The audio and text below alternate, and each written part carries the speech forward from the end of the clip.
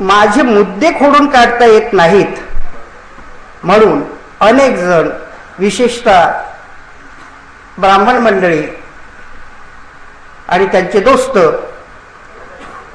म्हणतात, देशमुख साहेब ब्राह्मणाला शिव्या देतात. मला एक पक्क माहित आहे की शिव्या देणारा मोठा नसतो. शिव्या देणारा मोठा नसतो, ज्याला शिव्या देतात तो मोठा असतो. ज्याला शिव्या देतात तो मोठा असतो. ब्राह्मणाला मी शिव्या द्याव्यात एवढे ते मोठे नाहीत.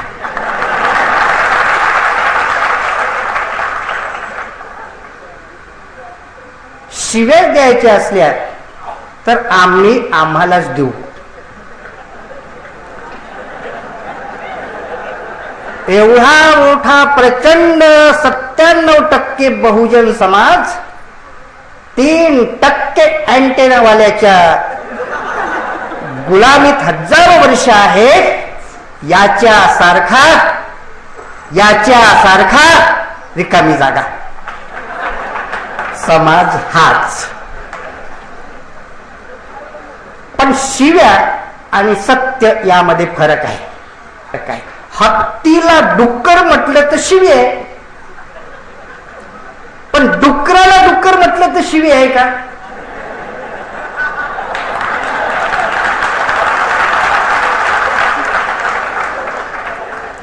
आता तुम्हाला डुक्कर शब्द जर थोडासा गावरान वाटत असेल तर वराह म्हणतो. त्याही पेक्षा चांगला पाहिजे असेल तर सुकर म्हणतो.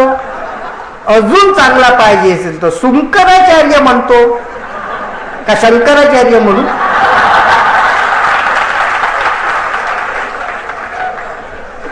म्हणून आम्ही शिव्या देणार नाही, आम्ही सत्य सांगू, सत्य बोलू. हे लक्षात ठेवण्यासारखं आहे. बंधूंनो, शिवशाहीत मी लिहिलं की महात्मा ज्योतिराव फुले अरे राम मानत नव्हते, कृष्ण मानत नव्हते, गणपती मानत नव्हते. गणपतीचं तर त्यांनी टिंगलच केली. बैसे उंदरावरी ठेवून या बुड, हुंकी तो शेंबूड नाकाने गळून. जे राम कृष्ण गणपती मानत नव्हते ते महात्मा ज्योतिराव फुले शिवरायांना मानत होते. आणि जे महात्मा ज्योतिराव फुले शिवरायांना मानत होते त्या महात्मा ज्योतिराव फुलेंना डॉक्टर बाबासाहेब आंबेडकर आपले गुरु मानत होते. हे नातं आम्ही विसरून गेलो. ते नातं आता पुन्हा आम्हाला चांगल्या तऱ्हेनं प्रस्थापित झालेलं दिसे. मनापासून जबरदस्त बाबासाहेब म्हणतात का जय भीम, जय शिवाजी म्हण, मनापासून इथून सुरू झाले. बाबासाहेब आंबेडकर लहानपणी सांगतोय ते साताऱ्यावरून जात होते, गाडीत बसले, गाडीवाल्याने जात विचारली, महाग उत्तर खाली, पैसे जास्त दिले, बस. गाडीवान खाली उतरला इथपर्यंत सांगतो. पण बाबासाहेबांचे अनालिसिस कास्ट आपण जर वाचलं तर त्याच्यात दिसेल की तो गाडीवान आपला धर्म पाळतो. त्याला त्या धर्मग्रंथांनी सांगितलंय की याचा विटाळ होतो. म्हणून बाबासाहेब आंबेडकर म्हणतात की या धर्मशास्त्रांचं प्रामाण्य अमान्य केलं पाहिजे. या धर्मशास्त्रांचं प्रामाण्य अमान्य केलं पाहिजे. हे डॉक्टर बाबासाहेब आंबेडकर आपल्याला सांगितलंय. चातुर्वर्ण्य व्यवस्था आपला काहीच संबंध नाही त्याच्याशी, सगळं काल्पनिक आहे. चातुर्वर्ण्य व्यवस्था काय आहे तर वेदांमध्ये, ऋग्वेदामध्ये, हे ऋग्वेद विदेशी आहेत. ह्या ऋग्वेदामध्ये 10व्या मंडलात पुरुष सूक्त आहे. आपल्याला माहित आहे त्या पुरुष सूक्तामध्ये ब्राह्मणाचा जन्म तोंडातून झाला, क्षत्रियाचा जन्म बाहूतून झाला, वैश्याचा जन्म मांड्यातून झाला आणि शूद्राचा पायातून झाला. आता तुम्ही विचार करा, असे कधी जन्म होतात का हो? असं करा ना, एखाद्या जोशाला रिक्वेस्ट करा की प्लीज तुझ्या घरची एखादी डिलिव्हरी पाहू दे. तो म्हणेल शरम वाटते का? हो, शरम वाटते. आमचा जन्म पायातून झाला म्हणून आम्ही शूद्र आहोत, आम्ही हलकट आहोत, आम्ही नीच आहोत असं तुम्ही म्हणता तर खरंच तुम्ही तोंडातून पडता करे? त्याला पाहू तर द्या. हे शास्त्रांचं प्रामाण्य आम्हाला अमान्य केलं पाहिजे. डॉक्टर बाबासाहेब आंबेडकरांनी या देशाला जे संविधान पाहिजे होतं ते दिलं, घटना लिहिली, आम्ही सांगतो. पण या बाबासाहेब आंबेडकरांच्या घटनेपूर्वी इथे एक घटना अस्तित्वात होती, तिचं नाव होतं मनुस्मृती. ज्याच्यामध्ये स्पेशल कलम होतं, ब्रह्महत्या पाप आहे. मराठा हत्या पाप आहे असं होतं का? दलित हत्या पाप नाही, फक्त ओनली ब्रह्महत्या. स्पेशल कलम आहे. ती बाजूला आजही अस्तित्वात आहे. ती व्यवहारात अनेक ठिकाणी कळत नकळत तिचं पालन होत आहे. बाबासाहेबांनी या देशाची घटना लिहिली. घटना म्हणजे कायद्याचा कायदा. या देशाच्या कायद्याचा, देशातील कायद्याचा कायदा म्हणजे त्यामुळे हजारदा रोज बाबासाहेबांचं नाव आणि आठवण येत असेल लोकांना. पार्लमेंट चालू असताना रोजच कित्येकदा कायद्याचा कायदा, या देशातील कायद्याचा कायदा लिहिणारा महामानव ह्या महाराष्ट्रातील आहे. हे बघून तर सगळ्या महाराष्ट्राची छाती अभिमानानं फुगली पाहिजे आणि त्यातही मराठ्यांची छाती जास्त फुगली पाहिजे. कारण ज्या महामानवांनी या देशाची घटना लिहिली त्या महामानवाच्या शिक्षणाला आमच्या कुणब्या मराठ्यांच्या राजाची मदत झाली. आणि ज्या झाडाला आम्ही पाणी घातलं ते आंतरराष्ट्रीय कीर्तीचं झालं, त्याचं फळ मिळवलं, ते पाहूनच आम्हाला आनंद व्हायला पाहिजे. परंतु याच्यामध्ये विष कालवण्याचे खूप प्रयत्न झालेत, ते आपल्याला यशस्वी होऊ द्यायचे नाही. ह्या घटनेची ताकद मी अनुभवली. बाबासाहेब आंबेडकरांनी घटनेत एकच वाक्य टाकलं असतं की मतदार हा मॅट्रिक पास असावा. असं जर वाक्य टाकलं असतं, तसं वयाच्या बाबतीत टाकले की मतदार 21 वर्षाचा असावा, 21 वर्षापेक्षा कमी वय असलं त्याला मतदानाचा हक्क नाही, आता 18 झालं ते.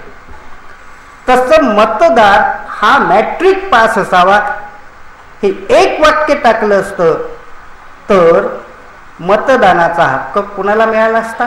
52 मध्ये अँटेनाला. आणि मग कोण निवडून आलं असतं? अँटेनाच. आत्ताच ते येत नाही आपण निवडून. आणि मग जे आज दिल्लीत दिसतात ते आपल्या गल्लीत म्हशी राखत दिसले असते.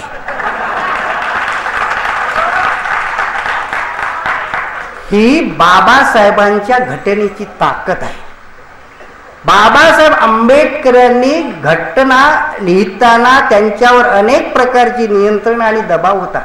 ती मनासारखी घटना करू शकले नाहीत आणि म्हणून त्यांनी जे डायरेक्टिव्ह प्रिन्सिपल्स आहेत त्यामध्ये मार्गदर्शक तत्वे आहेत ती घटनेमध्ये लिहून ठेवलेली आहे. त्या मार्गदर्शक तत्वानुसार आज आम्हाला घटना तयार करणं आणि ते अंमलबजावणी, त्या मार्गदर्शक तत्वांची अंमलबजावणी करणं हे आवश्यक आहे. तर ही अशा तऱ्हेची घटना, डॉक्टर बाबासाहेब आंबेडकरांची ही घटना आज ती बदलावी वगैरे वगैरे अशा प्रकारचा प्रकारात चालू आपल्याला दिसतोय. तर या बाबतीमध्ये बाबासाहेब आंबेडकरांनी बहुजन समाजावर हे फार मोठे उपकार केलेले आहेत. आता बहुजन समाज, तर बहुजन कोण? ब्राह्मण सोडून सगळा 97% समाज हा बहुजन समाज आहे. ब्राह्मण हे या देशातील नाहीत. मी नाही म्हणत, बाळ गंगाधर टिळकच म्हणतात, ते या देशातले नाहीत. मुसलमान सुद्धा बहुजनच आहेत, ते इथलेच आहेत. त्यांनी इस्लाम धर्म स्वीकारला. शेकडो मराठे मुसलमान झालेले आहेत. इतर जातीचे हजारो लोक मुसलमान झाले आहेत. काही ब्राह्मणही मुसलमान झाले आहेत. तुम्ही अंतुलेचं नाव माहीत असेल. अंतुले हे करंदीकर नावाचे ब्राह्मण होते, ते मुसलमान झालेत. त्यामुळे त्यांनी मनुस्मृती मनापासून सोडली. तशांचं आम्ही स्वागत करतो, बाकीच्यांनी करावं इतर. असंच बिरबल हा पांडे नावाचा ब्राह्मण होता, त्यांनी इस्लाम धर्म स्वीकारला. असे शेकडो आहेत. म्हणून मुसलमान हे परके नाहीत, ते आमचेच भाऊबंद आहेत. त्या बिचाऱ्यांना माहीत नाही. तर मुसलमान सुद्धा हे आमचेच भाऊबंद आहेत, आमचेच इथले मूल निवासी आहेत, हे आपल्याला इथे लक्षात ठेवायचं आहे. बहुजन समाजाचा जो इतिहास आहे तोही मला इथे जास्त सांगायचा नाही, सिंधू संस्कृतीपासून उपलब्ध आहे तो. आणि तो इतिहास गौतम बुद्ध किंवा अशोक, सम्राट अशोक वगैरे सगळं आपल्याला हा मोठा इतिहास आहे, पण तो त्याचं सगळं ब्राह्मणीकरण झालेलं आहे. त्याचं सगळं ब्राह्मणीकरण झालेलं आहे. ते ब्राह्मणीकरण मोठ्या खुबीनं झालं आहे. ते विकृतीकरण कसं करतात? मी नागपूरला रेशीम बागेत राहत होतो, जिथं हेडगेवाराचं थडगा आहे. 15-20 वर्ष होतो. तर ते म्हणाले रेशीम बाग हे नाव बरोबर नाही, कारण रेशीमबाग नाव कसं पडलं तर भोसल्याची रेशमी नावाची रखेली होती, त्यावरून रेशीमबाग नाव पडलं. म्हणून रखेलीच्या नाव आपल्या नगरीला बरोबर नाही असं सांगून एका रात्रीतून त्यांनी त्या हेडगेवाराचं नाव त्या नगराला आपल्या पाट्या लावून दिल्या आणि प्रचार सुरू केला. लगेच माझं भाषण त्या चौकात होतं. आपले महापौर मरण पावले ते सुर्वे भाऊसाहेब, नंतर भोसले, बाबूरावजी भोसले, जे मराठाचे संपादक होते तिथले, ते तिथं अध्यक्ष होते. मी म्हटलं की रेशीमबागबद्दल असं म्हणतात की रेशमी नावाची भोसल्याची रखेली होती आणि त्यावरून रेशीमबाग नाव पडलं. मी म्हटलं हे खरं असावं, हे खरं असावं, कारण हे सांगणारे त्या रेशमीचीच औलाद असावी. मग केळी बाग आहे, केळी होती का? मेंदी बाग आहे, मेंदी होती का? तुळशी बाग आहे, तुळशी होती का? गांधी बाग आहे, मेकोसा बाग आहे, असे अनेक बाग आहेत. अरे रेशमाचे किडे तिथे तयार करण्याचं, पालन पोषण करण्याचं ते हे होतं म्हणून रेशीम बाग पडलं. पण इतिहासाचं विकृतीकरण करण्यासाठी कसं बदनाम करतात, हे यांचं बदनाम तंत्र. आणि ते बदनाम केल्यावर मग आपलं नाम द्यायचं त्याच्यात. तर हे असं इतिहासात खूप झालेलं आहे आणि त्याबद्दलही सविस्तर मी इथे सांगत नाही, परंतु एकच सांगतो की पुण्याचा जो शनिवारवाडा आहे, हा पुण्याचा शनिवारवाडा आज जो उपलब्ध आहे सगळ्या परकोटासह, तो शनिवारवाडा हा लाल महाल आहे. त्या शनिवारवाड्यात आज शनिवारवाडा म्हणून नाव करतात उल्लेख, तो शनिवारवाडा त्याच्यात होता पण तो जळून खाक झाला. तो जळून खाक झाला आणि जो आज मजबूत ते दगडी सगळं बांधकाम आहे तो लाल महाल आहे. मी शनिवारवाडा बाकी आहे या पुस्तकात त्याचा उल्लेखही केलेला आहे, पण कुणालाच अजून जाग आला नाही. बाबासाहेबांचा लढा हा परिवर्तनाचा लढा होता. परिवर्तन कशाला म्हणतात? आम्हाला सेवा नको. लोक सेवेनं जास्त महत्व देतात. सेवेनं माणूस परावलंबी होतो, सेवेनं माणूस पंगू होतो. आम्हाला परिवर्तन पाहिजे.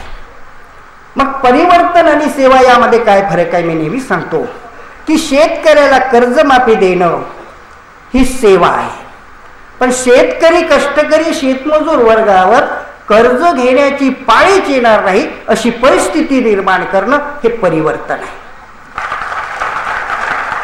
आग लागली तर विझवणं ही सेवा आहे, पण आग लावणारे पकडणे हे परिवर्तन आहे. तुम्ही आग विझवतच बसा, मोठे सेवेचं हुरूप येईल आणि आग लावणारे आग लावतच जातील. म्हणून आग लावणारे पकडणं हे परिवर्तन आहे, पण आग लावणारे पकडण्याचं कामही आम्ही आग लावणाऱ्यांच्याच हातात देतो आणि म्हणून गरीब अधिक गरीब होतो. म्हणून गरीब अधिक गरीब होतो. तर हा बाबासाहेबांचा परिवर्तनाचा लढा आम्हाला समजावून घेतला पाहिजे. आणि परिवर्तन आणायचं असेल तर तुम्हाला पंचक्षेत्रात नवीन मूल्य प्रतिष्ठित केली पाहिजेत. पंचक्षेत्रात, पंचक्षेत्र कुठली आहेत? सामाजिक क्षेत्र, धार्मिक क्षेत्र, तिसरं आर्थिक क्षेत्र, चौथं सांस्कृतिक क्षेत्र आणि पाचवं राजकीय क्षेत्र. ह्या पंचक्षेत्राच्या बाहेरचा जगात कुठलाच विषय नाही. ह्या पाचही क्षेत्रात नवीन विचार प्रतिष्ठित करणे, नवीन मूल्य प्रतिष्ठित करणे.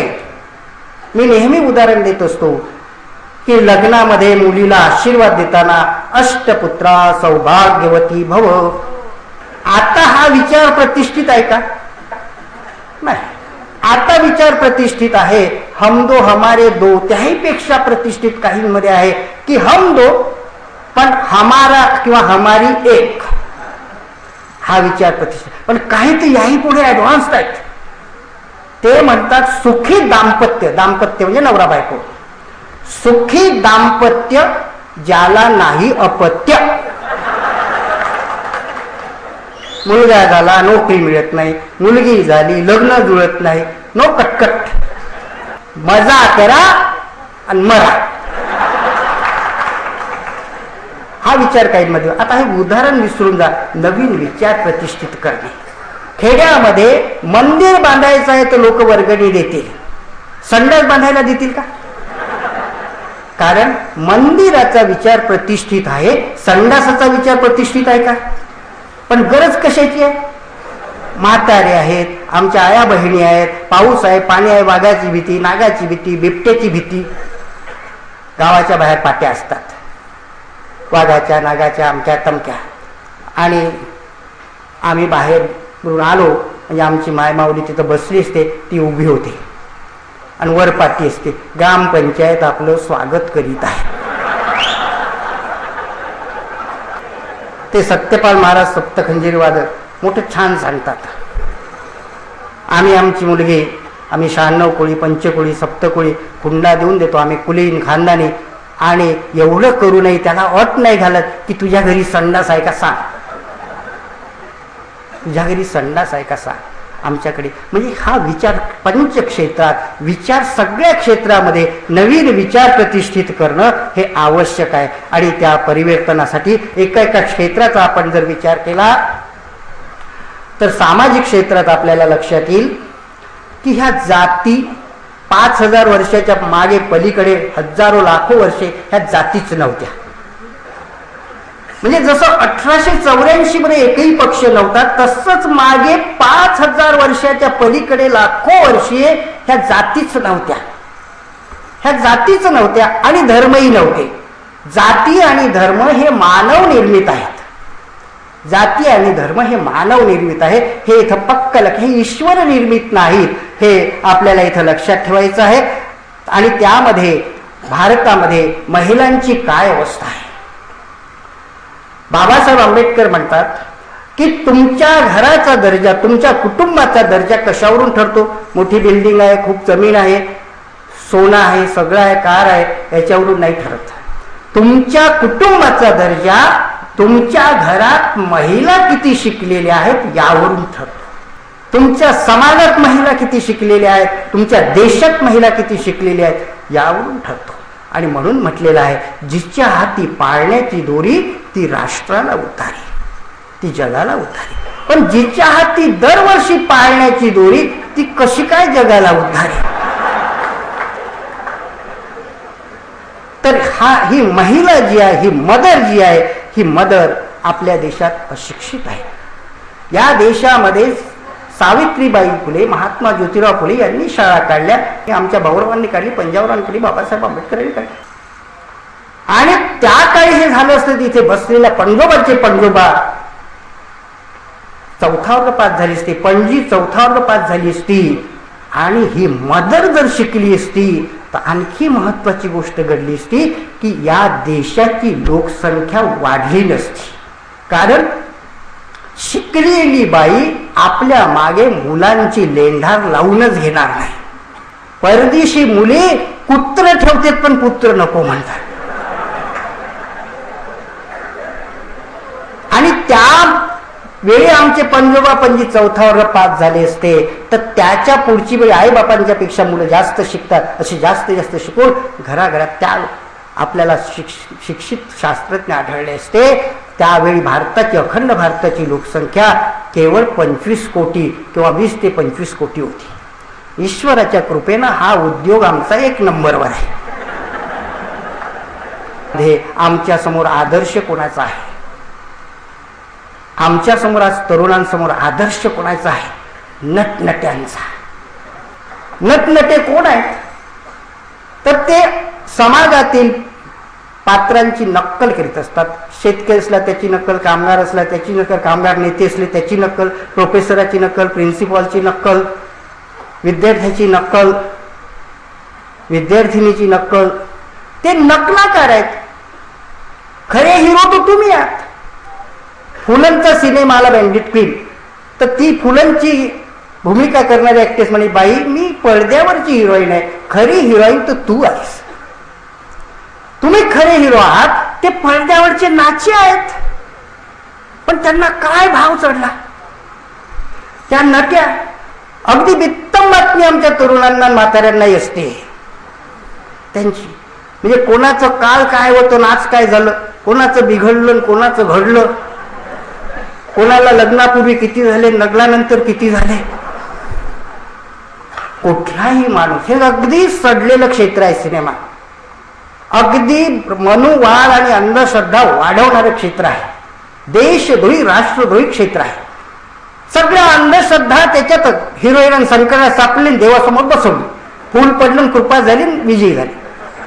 अरे वा, ह्या नटीचा नवरा त्यानंच व्हावं की जी रात्रभर बाहेर होती, सकाळी घरी आली तरी रात्रभर कुठं होती हे ज्याला विचारायचं नाही, त्यांनी नटीचा नवरा व्हावा. आणि अशा परिस्थितीमध्ये आम्हाला हा सुद्धा विचार करणं आवश्यक आहे. ह्या नट्यांचं वर्णन त्यांनीच केलंय, कारण आमच्या बहुजनातल्या जास्त नट्या का दिसत नाही, ती यांच्या बिचाऱ्यांच्या अंगावर कपडे असतात, त्यांच्या अंगावर कपडे शोधावे लागतात. वेश्या घाऊक विक्री करतात, हे किरकोळ विक्री करतात. कुठं मांडी दाखवून तर कुठं पाय दाखवून तर कुठं किरकोळ विक्री. काही फरक नाही, काही फरक नाही. आणि त्यांनीच गाण्यात म्हटलंय, मी नाही म्हणत, एक गाणंच तसं आहे. लहान लहान मुली म्हणतात, बिचाऱ्यांना अर्थ कळत नाही. काय गाणं आहे, किती आयले किती गैले, सबको लगता है हमच पहिले, सब कहते मेरी महबूबा, बोला नेने बा, पाणी तापू द्या. आणि पुढे ती काय म्हणते, कटकट नको, मचमच नको, मी आहे अशी आहे, पसंत असेल तर लग्न कर, नाही तर सरक तिकडं, तू नाही तो और सही, और नाही तो और सही. हे कॅरेक्टर त्यांना डोक्यावर घेतो आपण. त्यांचं सगळं आम्हाला माहीत, जन्मतारखेपासून, वाढदिवसापासून. आणि आमची सावित्री माता फुले माहीत नाही, आमची रमाई माहीत नाही, आमची भीमाई माहीत नाही, आमची जिजाऊ माहिती नाही, आमची अहिल्यादेवी माहीत नाही. हे चित्र आहे, हे सडलेलं क्षेत्र आहे. सामाजिक क्षेत्रामध्ये आम्हाला हा विचार सुद्धा करणं आवश्यक आहे. आणि त्याच्यासाठी आम्ही हे मूल्य बदलली पाहिजे. आम्ही कुठली वाईट गोष्ट झाली की काय तमाशा लावला म्हणतो. तमाशातली बाई काय एवढी माहीत आहे का बिचारी, ती बहुजन समाजातले, ती आपलं तोंड उघडं ठेवते आणि पाय उघडे ठेवते आणि आपलं कसब दाखवते. तर काय तमाशा लावला, काय सिनेमा म्हणतो का आपण, नाही. पण एका लहान मुलांनी अगदी मस्त सिनेमाचं कसा आहे सिनेमा हे दाखवून दिला. एक 5 वर्षाचं मूल आंघोळ करून लहानसा टावेल कमरेभोवती उंडाळून बाथरूम मधून बाहेर आला. समोर आजोबा बसले होते. ते आजोबाला काय म्हणते, आजोबा आजोबा सिनेमा दाखवू का. आणि पुढे काय म्हणते, ही ए साईड झाली, आता बी साईड बघा.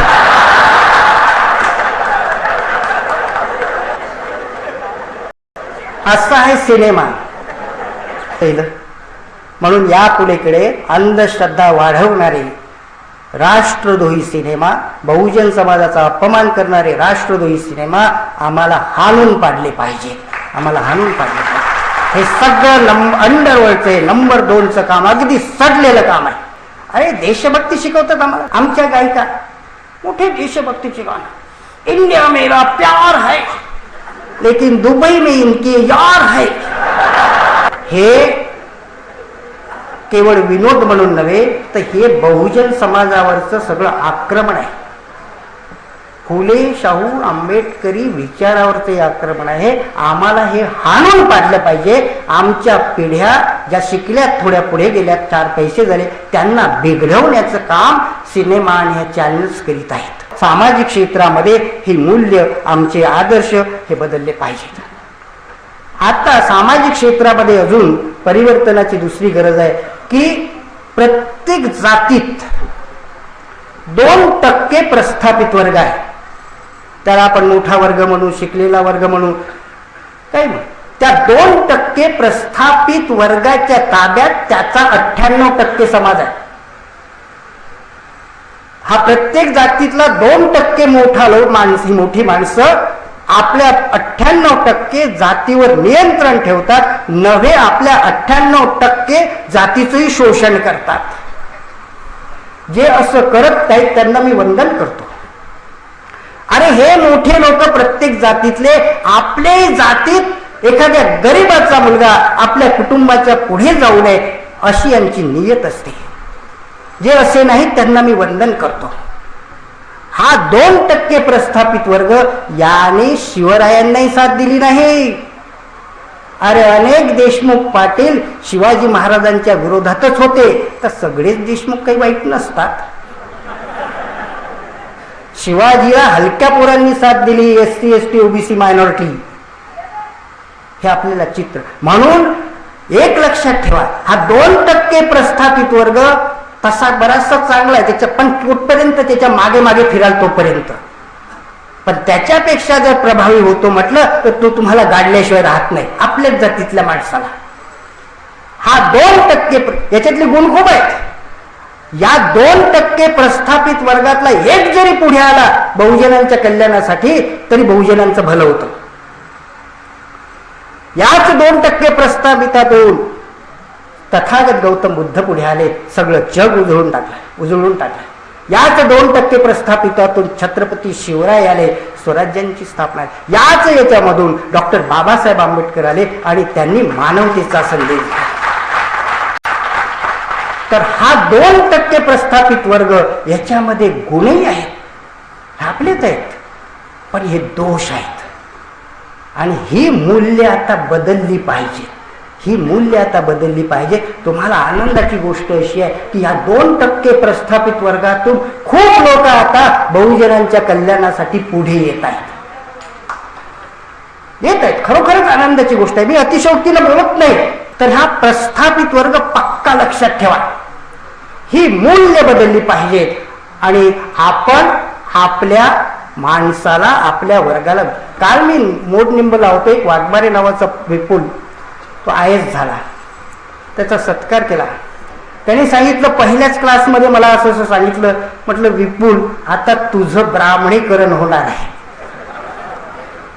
आता पुढे बौद्ध पोरगा ब्राह्मणीकरण होणार आहे आणि तू असं जर ऐकलं नाहीस तर मग अप्सरातंत्र ॲलिएनेशन प्रिन्सिपल, तुमच्यातला चांगला माणूस तुमच्या समाजापासून तोडायचा. तुमच्या समाजापासून आपण तुटले आहोत. मामा देशमुख असो, कळत न कळत आपण आपल्याही समाजातून तुटले आहोत. आपल्याही अतिशय गरीब दरिद्री 80% समाजापासून तुटले आहोत एक प्रकारे. ॲलिएनेशन प्रिन्सिपल. आणि त्याचा धोका कसा असतो ते लक्षात घ्या की एकदा मोर्चा चालला होता, हमारी मांगे पुरी करू, आणि पुढे व्हिडिओ कॅमेरा होता. तर त्यामुळे पुढारी जे पुढे होते ते एक दुसऱ्याला धक्का देऊन कॅमेऱ्यासमोर, त्याच्या मागचा त्याच्यासमोर, असं धक्के देत देत हे पुढारी इतके पुढे गेलेत का मुख्य मोर्चा मागेच राहिला. हे त्या मोर्चापासून एवढे अलग झाले की हे मागेच राहिले. पुढे गेल्यावर विरोधक दबा धरून बसले होते, असे धुनकले, अशी धुलाई केली की मग त्यांना आठवण झाली, अरे मोर्चा कुठं आहे, झालं अलग. असे आपल्याच बहुजनांपासून हा थोडा सुखवस्तू झालेला वर्ग जर अलग होत असेल तर त्याची आता धुलाई सुरू झाली आहे, हे लक्षात ठेवा. म्हणून हा प्रस्थापित, कारण आम्ही विस्थापिताचे प्रस्थापित बनलो आहोत, आमच्यातही कळत नकळत मनोवाद शिरलेला आहे की काय याचं आत्मपरीक्षणही आम्हाला करणं आवश्यक आहे. सामाजिक क्षेत्रामध्ये आणखी परिवर्तनाची जी गरज आहे त्याच्यामध्ये बालक घडविणं. तुमची मुलं, आपण म्हणतो बाबासाहेबांमुळे आपण इथे आहोत, पण तुमच्या मुलांनी काय म्हणावं, माझ्या बापामुळे मी इथे बारमध्ये आहे, असं म्हणावं का? बालक आता तुमची मुलं इंग्लंड, अमेरिका, जपान, जर्मनी मधल्या त्याच वयाच्या मुलाच्या स्टँडर्डची पाहिजे. बालक घडविणं आणि म्हणून संततीसाठी संपत्ती जमवण्यापेक्षा संततीची लायकी वाढवणं अतिशय महत्वाचं आहे. संततीची जर लायकी वाढवली नाही तर तुम्ही संततीसाठी जमवलेल्या संपत्तीचे बाई बाटलीत ही मुलं 3 दिवसात 3 तेरा वाजवून टाकतील. म्हणून बालक घडवणं हे आवश्यक आहे. आणि हे कोण घडवण? सरकार. आमची काही जबाबदारी? बाबासाहेब आंबेडकर असोत की महापुरुष असोत, यांनी आमची लायकी वाढवण्याचे प्रयत्न केलेत. आता इतके वर्षे झाल्यावरही तुम्ही सरकारवरच विसंबून असाल तर एक पक्क लक्षात ठेवा की सरकारला हे करायचंच नाही. सरकारला हे करायचं नाही, तुम्हाला मारायचं आहे. हे आता आम्हीच केलं पाहिजे. त्यासाठी पारशी समाजाचं मोठा आदर्श आहे. पारशी समाज आपल्या जातीत कोणी भीक मागत असला तर त्याला म्हणतात, हे भीक मागणं बंद कर, तुला काय कमी पडते ते घेऊन जा. आपलीच जात सांभाळ, कोणाची वाट पाहू नका. बाबासाहेब आंबेडकरांनी विदेशामध्ये शिकायसाठी पाठवले. आम्हाला आज हे करायचं. आज आमच्यासाठी चांगले डॉक्टर आहेत का जागतिक कीर्तीचे, चांगले वकील आहेत का, चांगले प्रोफेसर आहेत का, त्या त्या विषयातले एक्सपर्ट आहेत का जागतिक दर्जाचे, पाठवा काही आणि आणा आणि आपल्याच जातीला शिकवा. आम्हाला आपलं लायकी, आपला दर्जा ह्या दृष्टीनं सुद्धा लक्ष देणं आवश्यक आहे. सरकार हे करणार नाही, सरकार हे करणार आहे असं जर तुम्ही म्हणत असाल तर आपण ढोंगी आहोत. आपल्याला हे करायचं नाही म्हणून सरकार करणार आहे म्हणतो आपण. आपल्याला हे काहीच देणं घेणं नाही, फक्त आपली छबी उजळ करायची आहे म्हणून हमारी मागे पुरी करू म्हणतो. हे म्हणू नये असं नाही म्हणत नाही, हक्क मागू नये असंही म्हणत नाही, परंतु हे करणार नाही. स्वावलंबन, हे स्वावलंबन आम्ही जर शिकलो नाही तर आपल्या जातीचं, आपल्या समाजाचं, बहुजनांचं हे काही खरं नाही. हे आपल्याला या ठिकाणी लक्षात घ्यायचं आहे. आणि त्यासाठी आपल्याला बालक कसे घडवायचे ह्या दृष्टीनं सुद्धा विचार करायचा. आपल्या घरी कुठली पुस्तक असावी म्हणून मी लिहून ठेवलंय. बाबासाहेबांचं तर आपण कौतुक करतोच की ज्या घरी नाही पुस्तकाचं कपाट ते घर केव्हाही होऊ शकते सपाट. ज्या घरी पुस्तकाचं कपाट आणि कॉम्प्युटर ते घर होईल अग्रेसर. हे आम्हाला आज संततीसाठी करणं आवश्यक आहे. म्हणून ह्या दृष्टीनं आपण समाजाच्या दृष्टीनं हा काही विचार करावा. धार्मिक स्थिती कशी आहे, धार्मिक परिवर्तन बाबासाहेबांनी सांगितलं की सामाजिक आणि धार्मिक परिवर्तनानंतरच राजकीय क्रांती घडून येते.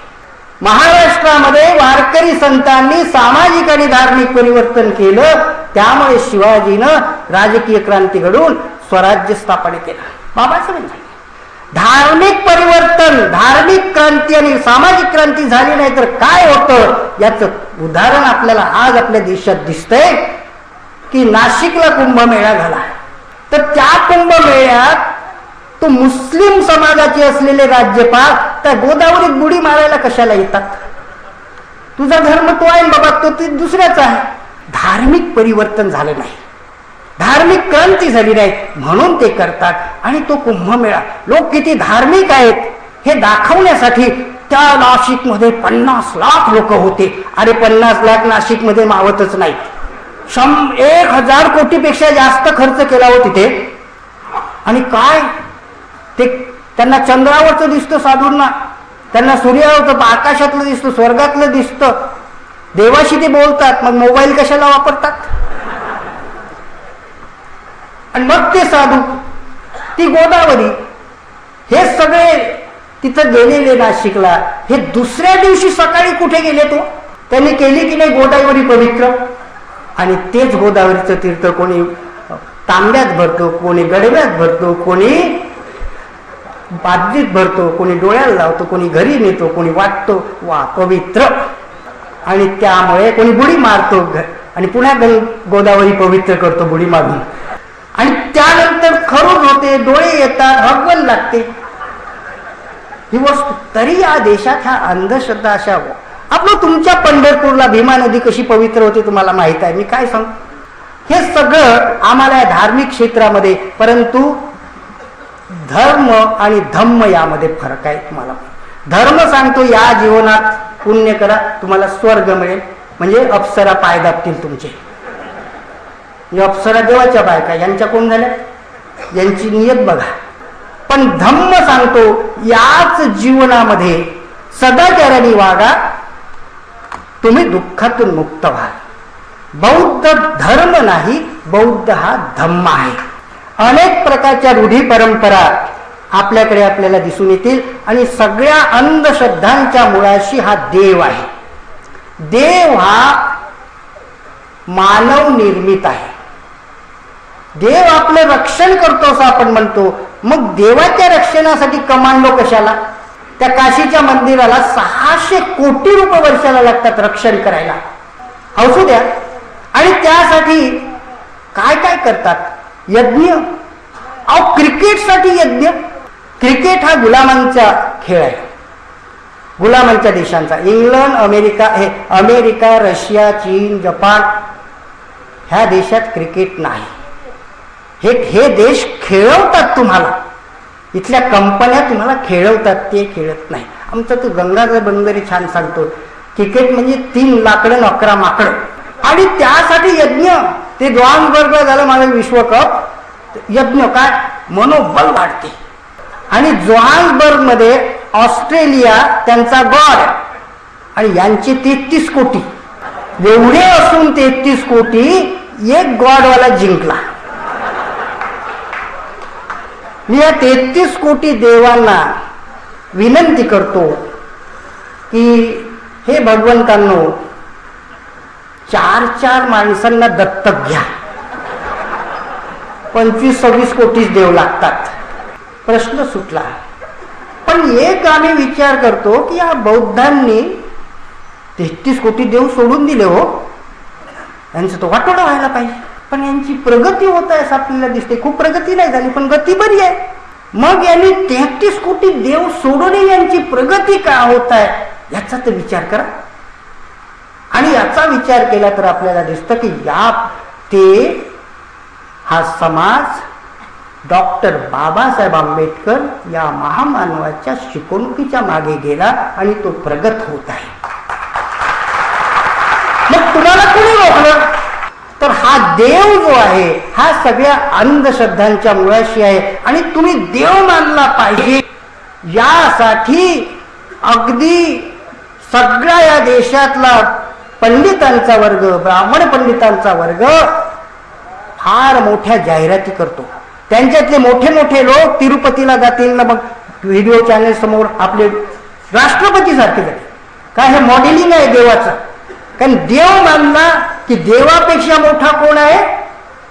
भटजी. काय म्हणतात त्यांना? देवाधीनम जगत सर्वम. हे जग देवाने निर्माण केलं, हे जग देवाने निर्माण केलं.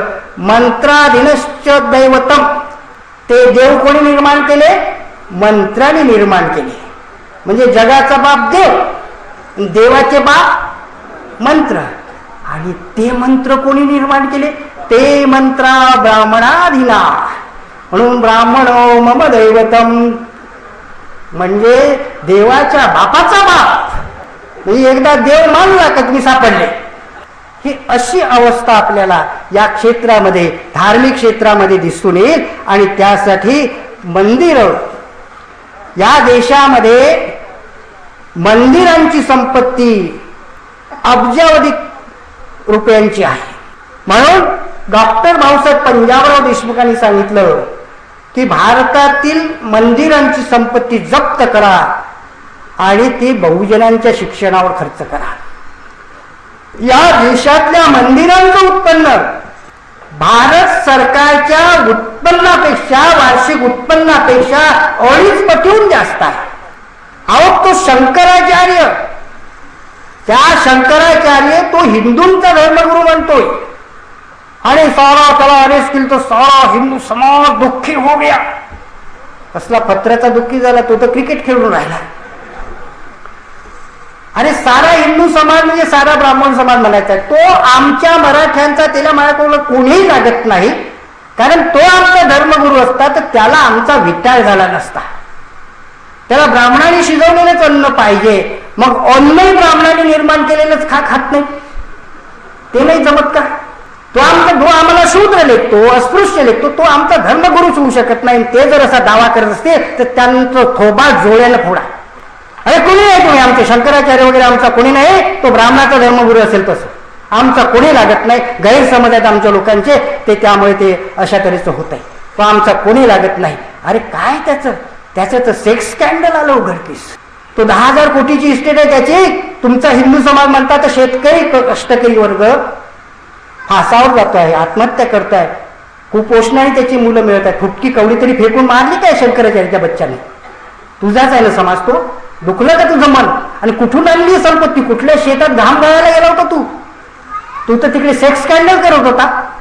ही अशा तऱ्हेची जर गोष्ट असेल तर आम्हाला याचं सुद्धा ही मूल्य आम्हाला बदलणं आवश्यक आहे. ही सगळी मूल्य आम्ही बदलली पाहिजेत आहे. आणि त्यानंतर आर्थिक परिवर्तन कसं पाहिजे, आर्थिक परिवर्तनाची काय गरज आहे हे थोडक्यात सांगतो. बहुजन समाज 80% शेतीवर अवलंबून आहे. शेतीतच सर्वात जास्त रोजगार आहे, पण शेतीची माती झाली आहे. हा बहुजन समाज कच्चा माल निर्माण करतो आणि पक्का माल विकतो. तुम्हाला खाऊजा माहीत असेल, खाजगीकरण, उदारीकरण आणि जागतिकीकरण याच्यावर मी बोलणार नाही, परंतु याला सामोरे आपल्याला जावंच लागेल. आणि त्यामध्ये आर्थिक क्षेत्रात बहुजन समाजाची आणि देशाची पिळवणूक होत आहे.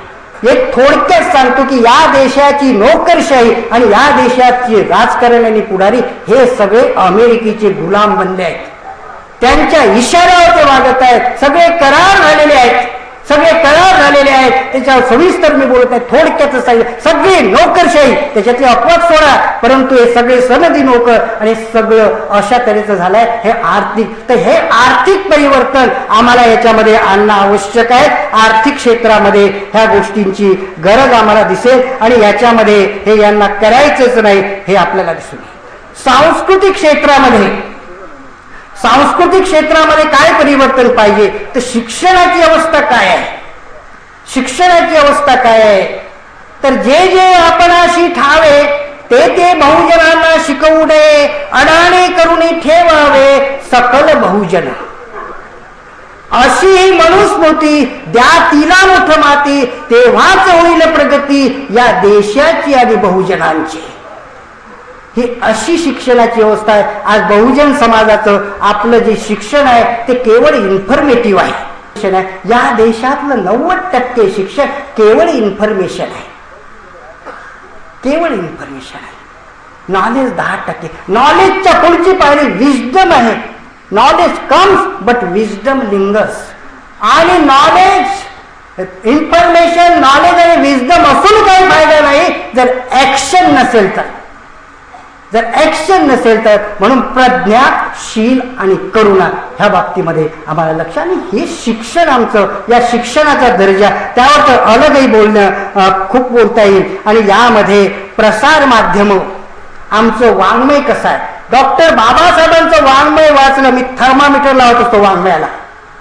बाबासाहेब आंबेडकरांचं वाङ्मय वाचलं की मनुवाद्यांना ताप चढत असे. 105, 106 तो बडबडत असेल, मग डोळे पांढरे करत असेल. अरे तुमचं वाङ्मय असं असू द्या की निदान मनुवाद्याचा ताप तर उतरू नये. 102 पर्यंत 100 तर चढू द्या. म्हणून मी साहित्यिकांची जबाबदारी या पुस्तकात लिहिलं, साहित्यिकांनो, शेट, भट आणि भ्रष्ट करा नष्ट हे दुष्ट, तरच तुम्ही खरे राष्ट्रभक्त. बनू नका मनुवादी डुकर फक्त. प्रसिद्धी मिळते म्हणून कशालाही तोंड लावायचं नाही. आम्हाला बाबासाहेब आंबेडकरांसारखं मनुवादाचा सफाया करणारं साहित्य पाहिजे. तशी प्रसार माध्यमं पाहिजेत. ही प्रसार माध्यमं काय मनुवादाला धक्का लावत नाहीत अशी ही प्रसार माध्यमं आहेत. डॉक्टर बाबासाहेब आंबेडकर म्हणत असत, वर्तमानपत्र माझ्यावर टीका करतात तेव्हा माझं बरोबर आहे असं मी मानतो, पण जेव्हा ते माझ्या ओव्या करतात तेव्हा असं वाटतं की माझं कुठेतरी चुकलं. तुम्हाला सांगतो, तुमच्या समाजात आणि तुमच्या जातीत पुढारी तुमचे कोण व्हावे हे प्रसार माध्यमातून ठरतंय. प्रसार अरे त्यांचं मोठं पद्धतशीर त्या चॅनेल्सद्वारे समोर एक तर बाई अशी आहे पागल की तिला उचलताना दिसतात, 2-4 बाया असतात ना उचलताना टीव्हीवर याच्यावर दिसते, कारण तिला पुढारी बनवायचं आहे. पहिले तुमचे प्रश्न घेऊन मोठे आपला प्रश्न घेते असं वाटतं आणि हळूच मग मनवादाकडे ते घेऊन जातात शेतकऱ्यांच्या बाबतीत. आणि प्रसिद्धी अशाच लोकांना मिळते, ते तुमचे नेते बनवतात. पद्धतशीर नेते बनवण्याचं तंत्र प्रसार माध्यमांनी अवगत केलेलं आहे हे आपल्याला दिसतं. तर अशा परिस्थितीमध्ये आम्हाला ही प्रसार माध्यमं जी आहेत, ही प्रसार माध्यमं मनुवादाला धक्का लावणारी आम्हाला प्रसार माध्यमं पाहिजेत आणि ती प्रसार माध्यमं आम्हाला दिसत नाहीत. त्याच्यामध्ये ॲसर्शन ऑफ ब्रॅह्मनिझम इनडायरेक्टली हे या प्रसार माध्यमांमधून आम्हाला दिसेल की ब्राह्मणी पुरुषाची इनडायरेक्ट तारीफ करताना तुम्हाला दिसतील, त्यांना जास्त दाखवताना दिसतील, हे आपल्याला प्रसार माध्यमांतून दिसेल. आणि हे प्रसार माध्यम आणखी तुम्हाला काही समाजसेवक आहेत बहुजन समाजातले, मी नावं घेत नाही, पाणी तापू द्या, हे समाजसेवक भ्रष्टाचार उघडकीस आणतात. पण हे समाजसेवक भ्रष्टाचार तोपर्यंतच उघडकीस आणतात जोपर्यंत हे ब्राह्मणाचे भ्रष्टाचार उघडकीस आणणार नाही. जेव्हा हे ब्राह्मणाचे भ्रष्टाचार उघडकीस आणते तेव्हा यांचं नाव वर्तमानपत्रात दिसणार नाही, टीव्ही चॅनल्सवर आणि टीव्ही मध्ये दिसणार नाही. तुम्ही पाणी टाकू द्या, माणसं सज्जन आहेत, कामही चांगलं करतात, पण भटाला हात लावून पहा आणि मग बघा. या देशात 3 गड आहेत, संसद, सचिवालय आणि सर्वोच्च न्यायालय. संसद कशासाठी आहे अनेकांना माहिती. आपण कशासाठी निवडून देतो? आपला भाऊ आहे, आपला दादा आहे, आपला मेहुणा आहे, आपला पाहुणा आहे, आपल्या गतीचा नाही. आपण कायदा करण्यासाठी निवडून देतो. जेव्हा संसदेमध्ये डॉक्टर बाबासाहेब आंबेडकरांच्या मनासारखे कायदे पास होत नव्हते तेव्हा डॉक्टर बाबासाहेब आंबेडकरांनी मंत्रिपदाला लाथ मारली आणि आज लाथ मारली तरी मंत्रिपद सोडत नाही. नोकरशाही, ब्युरोक्रेसी, ही डेमोक्रेसी ब्युरोक्रेसी चालवते. पुढाऱ्यांना, मंत्र्यांना यांची भाषणे लिहून देण्यापर्यंत तसं काही नाही. यांना विधेयक मांडता येत नाही, तयारी करता येत नाही, काही नाही. ही ब्युरोक्रेसी, ही डेमोक्रेसी चालवते. आणि सर्वोच्च न्यायालय, सर्वोच्च न्यायालय, या देशात न्याय कसा आहे तर या देशात गरिबांचा गळा, कायदा हा गरिबांचा गळा पकडतो आणि श्रीमंत कायद्याचा गळा दाबतात. 90% 95% लोकांना या देशात न्यायच नाही आणि म्हणून ते कायदा हातात घेतात आणि न्यायालयातच मुर्दे पाडतात. अरे माणसाने खून केलाय, खुन्याने खून केलाय हे माहीत असूनही तो वकील जर त्याची बाजू मांडत असेल आणि तो न्यायाधीशाला माहीत असूनही तो जर त्याला सोडत असेल मोठा वकील लावल्यामुळे, तर ते सगळे त्या खुनात सामील आहेत असं आम्हाला म्हणायचं. आम्हाला ह्या गोष्टींचा विचार करून हे सगळे खटले तुंबून ठेवण्या, सगळ्या गरिबांवर अन्याय आहे, हे सगळं आम्हाला, हे 3 गड आजही आमच्या ताब्यात नाहीत, हे आपल्याला इथे लक्षात घ्यायचं आहे. त्यानंतर एक मुद्दा सांगतो, आपली गल्लत होते, देव, देश आणि राष्ट्र. देव मोठा की देश मोठा की धर्म मोठा? देवाचा आणि धर्माचा देशाशी काहीच संबंध नाही. देश म्हणजे कंट्री, पण देश म्हणजे राष्ट्र नव्हे. देश म्हणजे भूगोल, देश म्हणजे आपला देश इंग्रजांच्या ताब्यात होता. राष्ट्र कशाला म्हणतात तर ज्या प्रदेशातील लोक आपण एकाच कुटुंबातले आहोत अशा तऱ्हेनं वागतात, एकत्र राहण्याची तयारी ठेवतात, तेव्हा ते राष्ट्र बनत असतं. जे लोक या देशात वैमनस्य वाढवतात ते राष्ट्रद्रोही आहेत. डॉक्टर बाबासाहेब आंबेडकरांना विचारलं होतं, तुम्ही प्रथम भारतीय आहात की प्रथम बौद्ध आहात? तेव्हा डॉक्टर बाबासाहेब आंबेडकरांनी सांगितलं होतं, मी प्रथमही भारतीय आहे आणि नंतरही भारतीय आहे. याला म्हणतात देशभक्ती. केवळ वंदे मातरम् म्हटल्याने देशभक्ती होत नाही, किंवा साधेला प्राण तळमळला वारे. अरे या देशातल्या दलितांचं दुःख, गरिबांचं दुःख, अन्याय, शोषण बघून तुझा प्राण नाही तळमळत, मग तसाच सागर पाहून प्राण तळमळतो तुझा. हे असे लोक आपल्याला दिसेल की आपल्याला या दृष्टीने आपले विचार बदलले पाहिजेत आणि त्यामध्ये स्वावलंबन हे महत्वाचं आहे. आपल्यामध्ये काय आहे, प्रवृत्तीच आहे सगळ्यात. असेल माझा हरित दिल पलंगावरी, दाने दाने पर लिखा है खाने वाले का नाम, फिर काय को करेंगे काम. हे स्वावलंबन जर आपण स्वीकारलं नाही तर पुढच्या पिढ्या आपल्याला शिव्या दिल्याशिवाय आपल्याला माफ करणार नाही, हे लक्षात घ्या. स्वावलंबन परिश्रम प्रवृत्ती आपल्यामध्ये नाही, इतरांपेक्षा जास्त परिश्रम करण्याची प्रवृत्ती पाहिजे. आणि त्यानंतर आपल्याला संघटनेची गरज आहे. संघटनेची गरज आहे. संघटनेने समाजाची शक्ती वाढते आणि संघटनेत शिस्त असली तर ती महाशक्ती होते. असंघटित समाजाचं नेहमी शोषण होत आहे. असंघटित समाजाचं नेहमी शोषण होतं. संघटनेबद्दल आम्ही दिवसभर बोलतोय, एवढं मी सांगत नाही, पण तुम्हाला एक गोष्ट माहीत असेल की कार्यकर्ता आणि नेता कसा असावा संघटनेत. पद, प्रतिष्ठा आणि पैसा हे 3 मादक पदार्थ संघटनेत शिरले की संघटन ताळ्या ठिकाणावर राहत नाही. पद, प्रतिष्ठा आणि पैसा. ज्या संघटनेत पदलोभी कार्यकर्ते आहे ते संघटन फोडण्यासाठी बाहेर त्यांची गरज नसते. आणि संघटनेला दुर्बल माणूस बलवान बनतो आणि बलवान माणूस अधिक बलवान बनतो. तुम्हाला तो काठ्यांचा जुळगा माहित असेल. म्हाताऱ्याने काठ्याचा जुळगा आपल्या मुलांना मोडायला सांगितला, मोडला नाही, पण एक काडी काढली मोडली तर कडाकट मोडली. त्यांना सांगितलं तुम्ही एकत्र राहाल तर कोणी तुम्हाला मोडू शकणार नाही, पण अलग अलग राहाल तसे कडाकट मोडल्या जा. बहुजन समाजाचा कडाकट मोडल्या गेला. या पुढचं मामा देशमुखच सांगतो. ती आतली काडी असं म्हणते का, मी तर आत्ताच दबली, ही तर स्टेजवर बसली, मला हारही टाकू दिला नाही, इतकाच फोटो निघाला. आणि बाहेरची काडी असं म्हणते का, हो तू हेकडी वाकडी आहे म्हणून आत आहेस, मी ब्युटिफुल आहे म्हणून बाहेर आहे. अशी बाहेरची काडी म्हणते का? नाही.